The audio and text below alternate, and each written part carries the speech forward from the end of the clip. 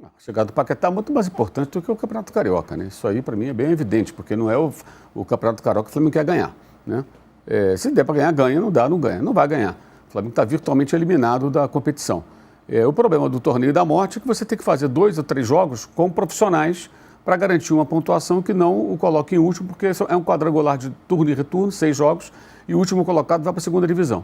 Então você é obrigado a fazer ali 2 ou 3 jogos com, não digo o time titular, mas com profissionais em campo para ter uma força mínima que garanta vitórias sobre esses outros times fracos que vão ser eliminados e ficar pelo menos ali em segundo, terceiro, no seu quarto colocado, no seu último, né? Isso deve afetar a preparação para outros jogos. Em contrapartida, não vai ter a competição mais acirrada sendo eliminado, tem isso, né? Do mata-mata do estadual. Clássico, esse tipo de coisa, né? Você vai estar jogando com os pequenos ali, você pode se concentrar mais na Recopa Sul-Americana, que vai ter 2 jogos logo após o Carnaval, na quinta-feira depois do Carnaval e na outra quinta-feira, dias 19 e 26, com o Lanús, primeiro na Argentina, depois no Rio, e os jogos do Brasileiro, né? Que vão acontecer mais ou menos no período, vão acontecer no período da disputa desse torneio. O Flamengo só não vai jogar esse torneio se, porventura, em 9 pontos possíveis, por exemplo, o Nova Iguaçu só fizer 2. E o Madureira já está à frente. Muito difícil. Ele ter ganhado o Sampaio Corrêa e o saldo não é negativo. Não pode nem ficar empatado com o Nova Iguaçu, que tem um saldo pior. Porque tomou de 3-0 do Volta Redonda ali, ele se complicou. Então, assim, a preparação, pode te falar, não, porque o planejamento... Qual o planejamento que os caras podiam fazer também, gente? O time jogou até o dia 17, entrou de férias dia 19, voltou no dia 12, quase uma semana antes. O campeonato começou dia 11, ia colocar quem para jogar? O BAP? Não tinha como, tinha que colocar o sub-20, não tinha outra opção. Eu acho que o único erro foi ao perceberem, e, obviamente devem ter percebido, o desempenho do time no primeiro jogo, já tinha que haver uma intervenção. O Felipe Luiz tinha que participar mais diretamente, conversar com o técnico do sub-20, orientar de como se comportar. O Flamengo fez jogos com o sub-20 que tentou jogar marcando alto, jogando lá no campo do adversário. Um time de moleques de 18 anos em média, jogando contra caras como o Wellington Silva, lateral do Volta Redonda, com 38, né? Então, assim, você tem uma disparidade muito grande ali de maturidade, jogadores maduros, jogadores muito jovens do outro lado. E aí o time foi muito ingênuo até nesses jogos. Daria para pontuar minimamente, ter feito pelo menos ali uns 4 pontos. Fez um, né? Poderia ter vencido a Portuguesa, perdeu oportunidades, empatou só no final. Contra o Bangu, 2 erros terríveis, 2 gols no começo do jogo, erros ridículos até, de bola perdida ingenuamente. Quer dizer, os garotos pareciam também achando que estão jogando Carioca sub-20. Não era sub-20, era profissional. Eles estavam representando... Aí tem um erro, acho um erro de encaminhamento. Como você falou outro dia, foi perfeito. O planejamento foi ok, a execução foi ruim. Essa execução ruim colocou o time nessa situação. Aí teve que precipitar o lançamento dos jogadores no time profissional contra o Vasco, né? O jogo de ontem não, ontem já seriam os jogadores profissionais. Foram 4 titulares contra o Vasco, ontem foram 5. E o Felipe Luiz medindo o tempo, né? Esse aqui pode jogar 30 minutos, esse aqui pode jogar 60 minutos, esse aqui pode jogar 45. E trocando jogadores não só em função de escolhas táticas, estratégicas, mas também em função do tempo que ele pode usar os jogadores, porque a preocupação dele é ter os caras em boas condições, quarta-feira contra o São Paulo, domingo contra o Corinthians, que são os jogos mais importantes, né?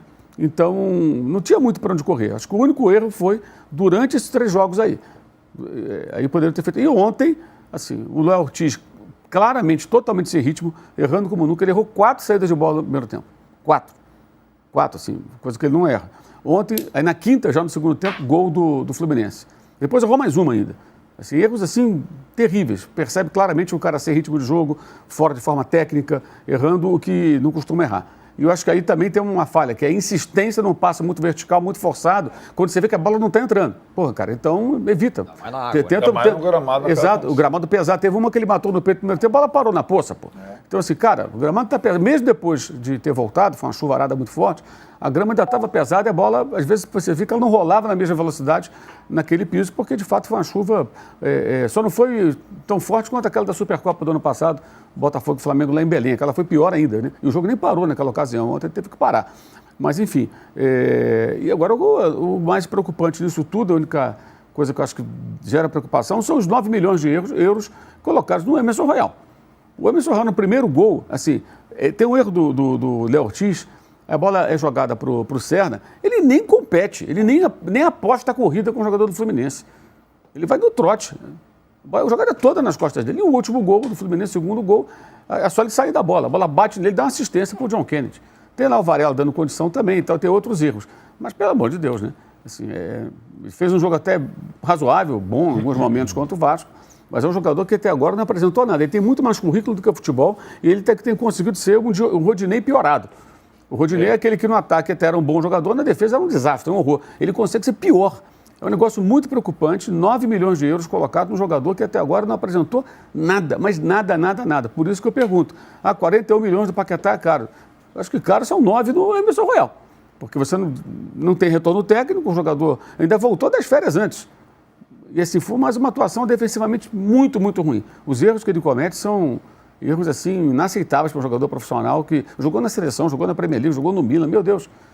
Como é que ele conseguiu isso realmente? Até porque, assim, vendo os jogos mesmo lá fora, nunca foi essa coisa toda, né?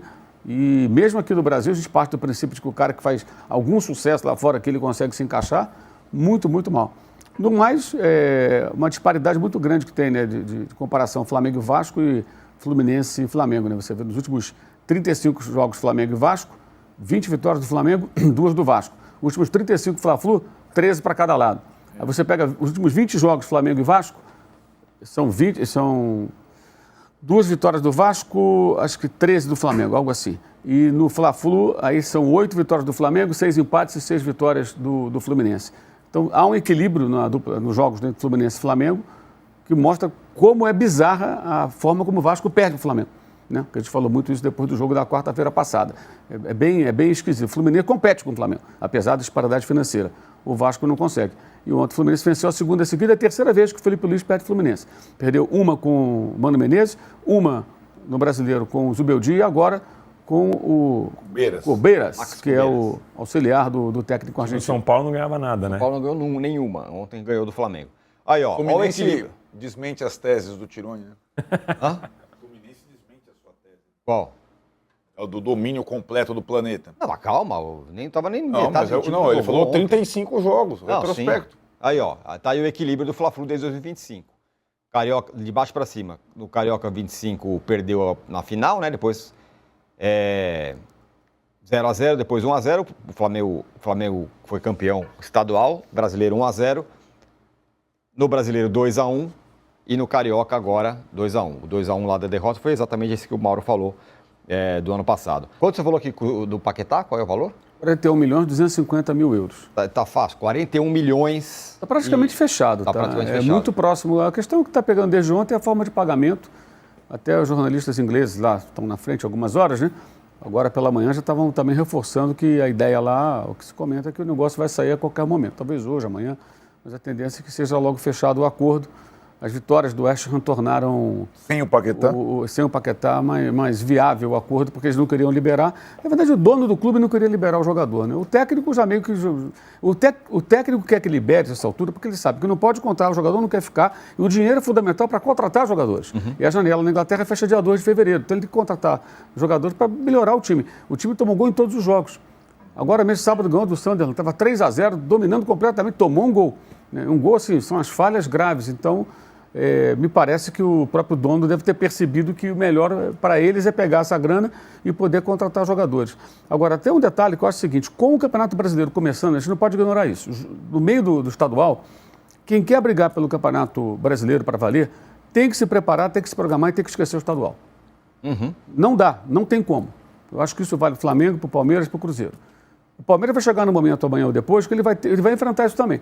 Ele vai ter um jogo do Paulista, que ele vai se classificar, naturalmente vai avançar na competição, e vai ter um jogo importante do Brasileiro. O que ele faz? Ele, mas tem um Palmeiras e Corinthians, um Palmeiras e Santos. Dia 8. Né? Então vai fazer o quê? Vai colocar o principal aqui, vai poupar jogadores ali, ou vai com tudo no começo da temporada, com o mesmo time, força máxima praticamente, mudando 2, 3 jogadores. Essas escolhas terão que ser feitas. Quando a CBF faz essa mudança no calendário, ela coloca os estaduais em xeque. Isso vai acontecer, está falando desde o ano passado, isso vai acontecer já, porque não começou ainda. Para algumas equipes que vão poder pensar, não, eu só tenho chance de ser campeão estadual. Então, o Vasco, por exemplo, ele vai pensar, posso ser campeão estadual. Então, eu vou com tudo aqui, depois eu vejo o brasileiro. Depois eu resolvo. Mas para quem quer ser campeão, você não pode tratar as rodadas iniciais como se fossem amistosos. Porque não há termo de comparação. Para quem tem chance de ser campeão, não tem termo de comparação. E no caso específico do Flamengo, tem os agravantes. Ele tem 2 outras taças para disputar. E o Flamengo não pode cair na conversa fiada do dono do Botafogo. De que a temporada começa, sei lá quando. A temporada começa agora, quarta-feira.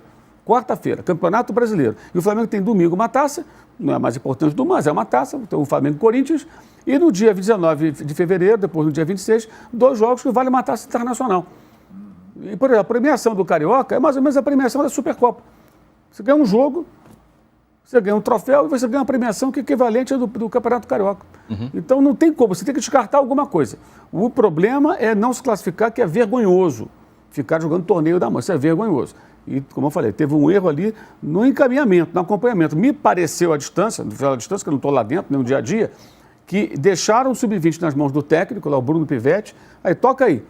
Acho que tinha que ter uma intervenção antes. Inclusive com relação à forma de jogar. Não dá para jogar assim, bonitão. Você vai jogar contra o time do Bangu, é um time mais experiente, acho que a estratégia tem que trocar uma ideia. Ah, mas vai tirar a autonomia do cara? Não interessa, pô. Ele é o time sub-20 jogando pelo profissional.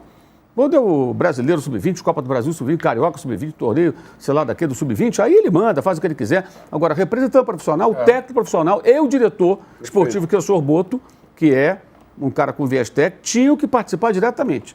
Olha, não dá para jogar assim, vamos definir um plano de jogo aqui juntos, aqui, conversar os dois técnicos, e ele supervisionando, trocando uma ideia. Eu acho que isso era fundamental. Porque se o Boto, na prática, for um cara que só contrata, ele é o Marcos Braz com sotaque português, porra. Ele tem que ser um cara que também participa das discussões técnicas. Ele foi contratado com esse perfil. Sim. Entendeu? Perfeito. Aliás, o Marcos Braz saiu do Remo, né? Exato, Marcos Está livre no mercado do Marcos Braz aí. A estratégia, não sei se estratégia é a melhor palavra, mas o fato do clube ter recorrido aos jogadores do time profissional, já que o Flamengo iniciou o estadual sendo representado pelo seu sub-20, era para evitar a participação do clube nesse mini torneio que vai definir rebaixados. E se o Flamengo ganhasse as partidas todas que teria, desde que colocou esses jogadores em campo na noite do jogo com o Vasco, muito provavelmente o Flamengo seria campeão. E agora a situação é muito diferente dessa, porque num resultado totalmente normal, no encontro entre esses dois clubes, pensando em tudo que aconteceu nos últimos anos, existe vantagem do Flamengo, potencialmente o Flamengo é um time superior tecnicamente, isso não se discute, mas o Fluminense tem conseguido encontrar suas vitórias, tem conseguido dar trabalho e hoje mereceu ganhar o jogo. Independentemente de paralisação, qualidade do gramado, as dificuldades para os dois lados depois que o jogo foi reiniciado, o Fluminense mereceu ganhar o jogo. E essa é a parte interessante.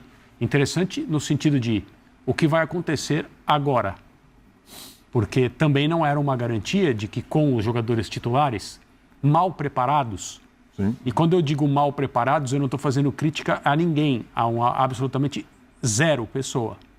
Mal preparados no sentido, o planejamento do clube para esses jogadores era outro. E jogarem o que jogaram contra o Vasco, para mim, foi até uma grande surpresa. Naquela noite, parecia que o Vasco era o time que estava fazendo a primeira participação no campeonato.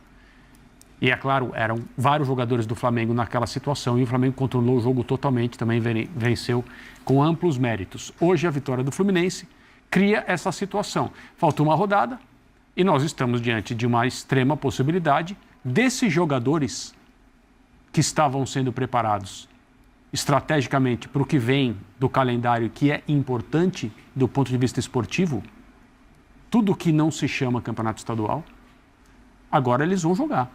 Pois é, porque agora esses jogadores... Evidentemente, se o Flamengo estiver nessa situação, ele vai ser representado pelo que há de melhor e o que está disponível nesse momento, para evitar um embaraço que é ser rebaixado. Mas, assim, tem sempre uma grande pergunta que eu acho que precisa ser feita. Existe prejuízo esportivo num hipotético rebaixamento do Campeonato Estadual por um time que é campeão brasileiro, campeão da Libertadores, quer ganhar esses títulos de novo, tem um fortíssimo projeto de internacionalização que tem tudo para ser bem sucedido e ficar ainda mais amplo nessa expansão nos próximos anos? Existe prejuízo? É feio, né, André? É chato. É um vexame. Mas tem uma outra pergunta. Quanto vale um estadual sem o Flamengo? Eu acho que isso aí então, assim, tem prejuízo para o Flamengo, mas tem um prejuízo maior para a federação. Isso. E tem prejuízo maior para quem virou e falou, dá para começar o estadual ali dia 11? Puxa o Flamengo para o dia 11, que é importante adequar aquela tabela lá para o fim de semana do dia 2. É bom lembrar, a Supercopa estaria sendo jogada exatamente hoje. Deveria. Então, puxa para lá, que aí joga mais para frente, porque dá para resolver. E não se resolveu. Tem prejuízo para o Flamengo? Vai ser debatido. Acho que vai ter muito papo sobre isso. Agora, vai ter prejuízo? Eu acho que em algum momento...